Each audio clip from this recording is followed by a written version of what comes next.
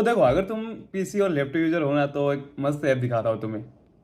तो तुम लोग कीबोर्ड तो यूज़ करते होंगे, ऐसा है कि लाइक जो मेमोरी की होता है उसका साउंड कुछ नॉर्मली ऐसा होता है, या तो नहीं होता है मोस्टली।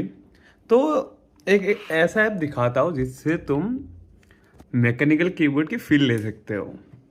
अभी साउंड सुनना, ठीक है? ठीक है, साउंड सुनो। ए,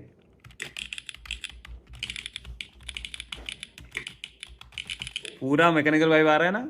वही वही मज़ा है। ऐसे तुम इस ऐप से तुम चेंज भी कर सकते हो कीबोर्ड स्टाइल, कौन सा कीबोर्ड का करना है।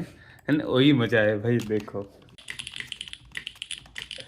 तो ये तुम्हें मैक, विंडोज़, लिनक्स सबके लिए मिल जाएंगे। मैं डिस्क्रिप्शन में इसका लिंक लिंक नहीं डालूंगा शायद, तुम देख लेना, सर्च कर लेना मैक वाइब्स, तुम्हें गिटहब पे मिल जाएगा, वहाँ से डाउनलोड करना लेटेस्ट वाला। सही है, इंजॉय करो।